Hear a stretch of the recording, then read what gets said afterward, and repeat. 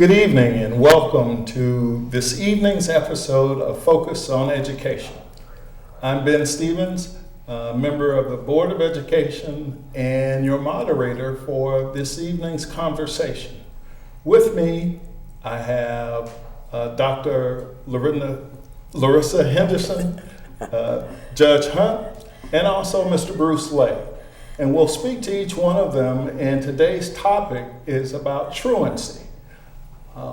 Being present, students being present in the schools to learn the lessons necessary to be successful. So we'll start out first by just looking at what is the definition of truancy that we'll begin to work with this evening. Dr. Henderson, if I could ask you that, please. Okay, well, truancy is defined as a student not coming to school. And also, we have a time limit where they have 3 days from the time they come back to turn in parent notes. So any time a student is absent and does not provide a doctor's note or a parent note for the reason, then they're considered truant. Okay. At what point does that become an issue? Well, it becomes an issue with us at 3 days. I mean, we don't want them to be out at all, but at 3 days, you start to see a pattern.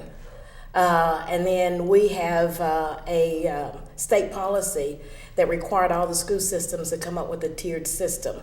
So we looked at our truancy across the district, and we developed a tiered system to meet the needs of our district. So we look at absences when they hit 3 days, unexcused. When they hit 5 days, unexcused.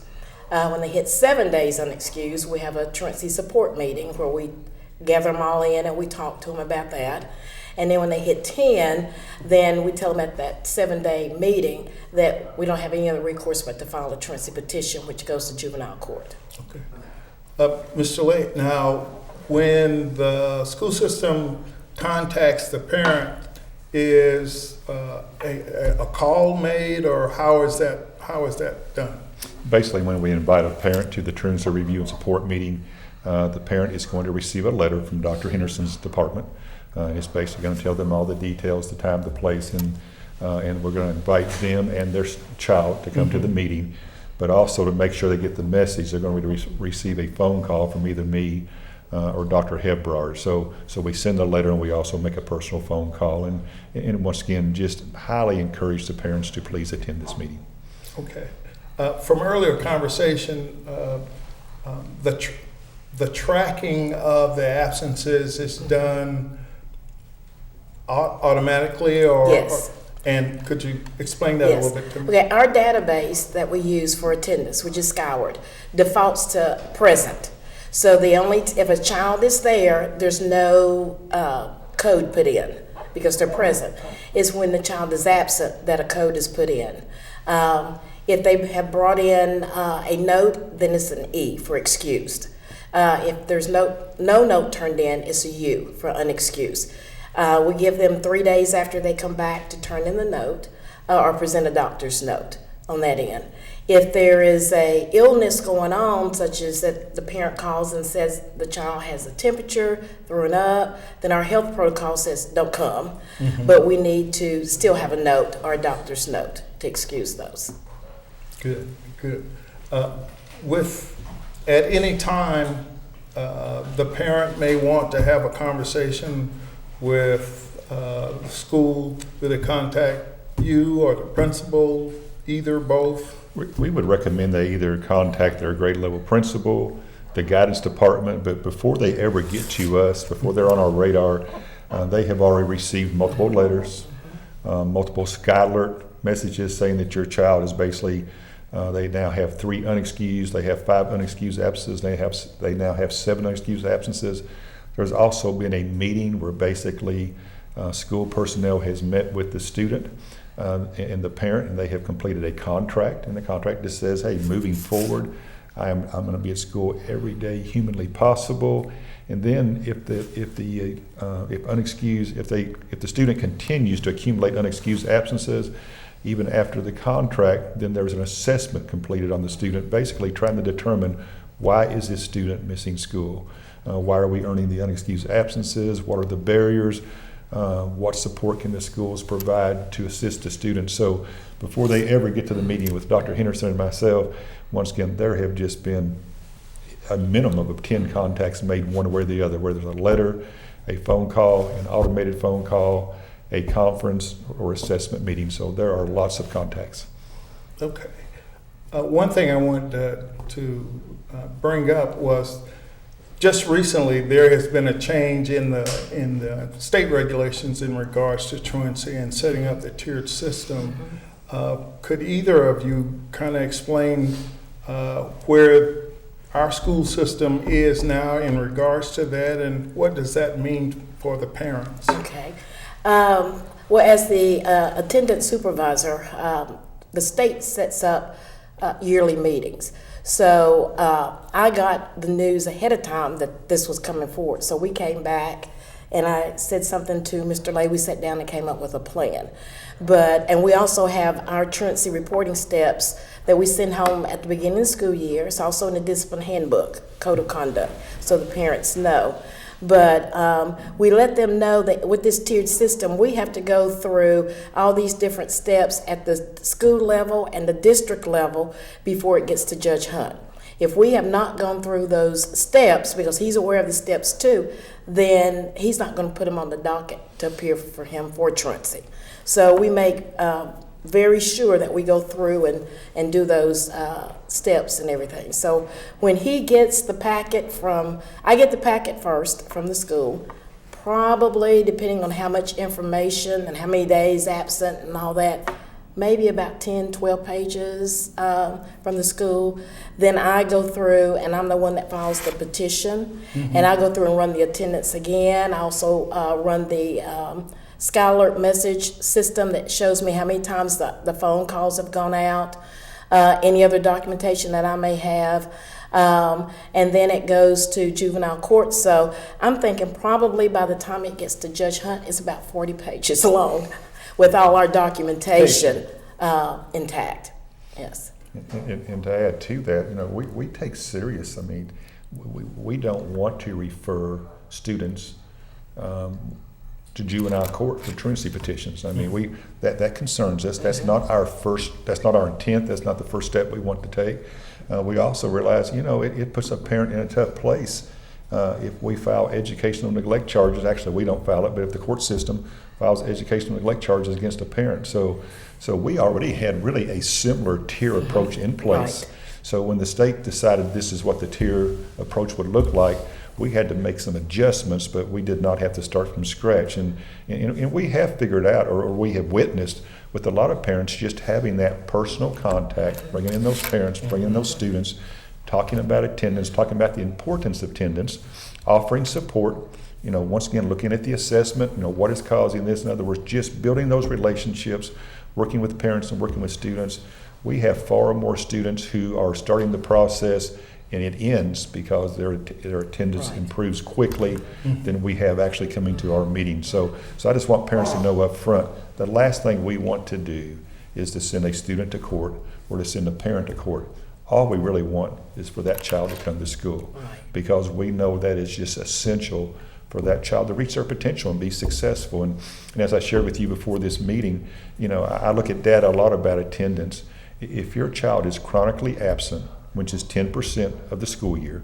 So in our school system, we go 180 days a year. So if you end the year with 18 absences, you are legally considered chronically absent. But we know students who are chronically absent, they have a 7 times greater risk of not graduating. And that's just data that's been taken year after year after year. So once again, that's why we're so serious about attendance, because we do not want a student to suffer the rest of their life because they could not get to school. And we realize that the family plays an important role in that. So that's our main objective. We just want students to be in school because it's in their best interest. It's important. I think every parent that has gone to school and also had children go to school, truancy, kids playing hooky, them being absent when they should be in school. From the school district's perspective, and from me on the professional side of the house, and also working a lot with college students and with people coming into the workforce. Education is such a critical factor in their success in life, period, that even though it may seem overbearing, there is a very good reason for all the emphasis for the children to be in school. So we're going to take a break here in just a second, and Judge Hunt will come to you when all else fails, and after you've gotten this folder with 40-some pages of documentation, what's that process like when they have to come to court, to your court? And what are some things you think it's important that the parents understand that long before they get there, these things that come into place, and what kinds of things can you bring to bear that other school officials cannot? So we'll pause for just a second, and then we'll come right back with Judge Hunt.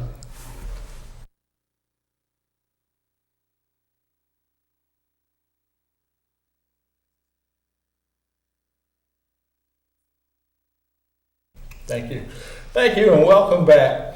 We're talking about truancy, and we're getting ready to talk next to Judge Hunt to speak specifically about what kinds of things occur when someone or a family has to come to truancy court.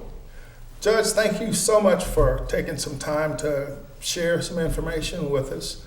Help us understand when Dr. Henderson has provided all the documentation and it's time for, unfortunately, a family to have to come to truancy court.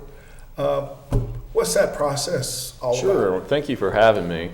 If the tier system doesn't work at the school, then the school will file a truancy petition and a packet with that. And the first thing that we do is we set it for intake. We summons the parent and the child to come to court, and we get some information from them, and then we set it for a court date. Usually we try to get it on the docket within 30 days if possible. So what we're seeing now is when it gets to juvenile court, more unexcused absences since they've been accumulating while they've gone through the tier system. So once we get them to court, the DA will prosecute the truancy case, and depending on how egregious it is or how many unexcused absences there are, there's different outcomes that could result. But bottom line, we will monitor them, the court will monitor them to make sure that they're getting to school. We may place them on probation, for instance, have them do community service, put down a valid court order where they're ordered from the court to go to school every day, no tardies. And then we can order some additional things where they have to report to probation officer, may have to pay court costs. So once we do that, and sometimes with kids that have a lot of trouble getting to school, I may have to review the case every 2 weeks just to check in on them and make sure that they're actually going, that they're pulling their grades up, because you'll see a correlation if they're not in school. Most of them are failing their classes because you can't obviously maintain passing grades if you're not in school. Right. So that's the approach we take, and we've had in the past a special day just for truancy court, and we have cases in the morning and cases in the afternoon, and we just do our best to impress upon the child that comes in front of me the importance of going to school, and the parent to ensure, because it all starts at home, having that family support. If you have a parent that doesn't really care about their child getting an education, then the child will see that and not think it's important to go to school. So we want to try to break that cycle if we can, and just we want the child to get their education. I want every kid that comes in front of me to get their high school education, because it provides them a foundation to go on and do whatever they want to, and I tell them that over and over again. So if you don't have your high school education, it's very difficult to reach any goals in life. So the looking at what I call the stereotypical court setting, the prosecutor is there just to ensure that primarily that the parents and all the principals that are involved are present, and what lays out the facts of what the violation may be and so forth. Now, do the parents have the opportunity to also have representation, or are they just coming by themselves, or either or all? Oh, Right. If the child is at risk of coming into state's custody for not going to school, they're entitled to have an attorney appointed to them by the court. A parent can always hire a lawyer if they want to for the child. So that's usually how we deal with that process. Okay. Here's the big question, I guess. Well, first, where is truancy court held? It's held at the juvenile court in Clinton, across the street from the courthouse Okay. in the old Jolly building. Okay. And is there a certain day each month, or? Every Wednesday we do truancy cases. Okay, every Yes. Wednesday. Yes, sir. Can anyone sit in the court to observe, or? Well, it's a closed hearing because we're dealing with juveniles. Okay. So we can have the parents, the child, and then any school representatives that want to be there. Okay, all right. From, how many years have you been working with juvenile court now? I've been the judge almost 6 years, and prior to that, I was in private practice for about 11 years and worked in juvenile court during that time. So that sets up the question of trends. From your experience, what have been some of the trends that you can pull from the many cases, unfortunately, that you've had to adjudicate? The trends I see is that if you want to start at an early age with your child, getting them to school, because usually if I see them, they come before me and they're in high school, usually they have a past history of missing school, going all the way back to elementary school. And as that time goes on, that really starts to accumulate and makes it hard for the child to stay on grade level. And I can understand why they may not want to go to school, because they're just having a hard time staying caught up and maintaining where they need to be with their peers. So that's a trend I see. That's a good point, and I'll come back for some others.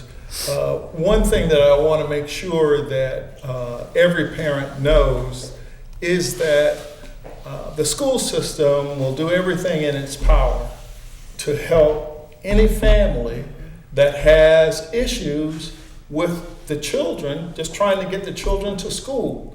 However, none of us have quite been able to learn that telepathy thing yet. Right. So parents, you have to let us know. Let the children know that you want us to know, so that an effort can be made by the school system to reach out and touch either Dr. Henderson or Mr. Lay or someone else in the system, setting up an appointment to talk about, okay, what are the circumstances we have to deal with, and what kinds of solutions can we bring to bear. I'm one of those that try to tell you, don't assume, verify, please. There are many stories, there are many tales, but the school system has demonstrated over many years its effort of concern and willingness to step forward to do the many things that may be necessary to help the family. It's not a us and them situation. We're trying to develop a case where it's all of us working toward the student's success. Judge, I'll come back to you. What are the trends, or at least another trend or so, that you've seen with the court? If someone doesn't get their high school education, there is a greater chance they may end up in jail later on in life or on drugs. So that's something that is just a statistic that's out there.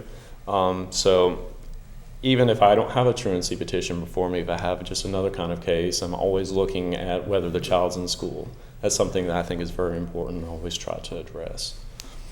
Yeah, that's a critical piece. And I was talking with another school administrator from Knox County. That's a good friend, and we both teach Sunday school together. And we were speaking about the state providing the post-secondary educational opportunities. And he made me aware of something that I really hadn't thought of, that it's also kind of applicable here. And that's the infrastructure. Hey, the opportunity's there, you can, hey, the tuition's covered, all of that. Right. But if the child can't get there, what good is it? You know, if they can't if they don't have a car or some means of transportation, they can't get there through public transportation, then some other means has to be provided. But in all of those instances, as we were saying, there are many times where there is assistance available, but the parents don't know about it, and for whatever reason, if they don't make us aware, if they don't make officials aware that there is a need, children or I want to get back to school, I need help. So it goes without saying, I invite any of the parents, if you have questions or concerns, don't hesitate. Talk to your teachers, talk to the principal, contact the administrators, Dr. Hunt or Mr. Lay or myself, and let us know so that we can make sure that we line up the necessary people to help look at what the circumstances are and bring the appropriate resources to bear. Judge, that was just a great point, and I want to thank you so much for taking the time to come sit with us. It's important for the students to know, it's important for the parents to know that there is a mechanism and that your primary focus in court, in that conversation with the parents in private, is finding a solution that works for everyone. Looking at all the facts and working with the families. And like you said, if necessary, if you have to monitor it closely, you're more than prepared to do that. And I know the amount of time and effort Dr. Henderson and Mr. Lay put into getting everything, tracking all the necessary information in attendance. And we look at that every month, definitely on the Board of Education. But the emphasis of all of this is the success of the students. Oak Ridge Schools is here solely for the success of the students. And we have a wonderful mechanism and means to hopefully keep everybody accountable. But also, please understand that in our system, the concern is students first.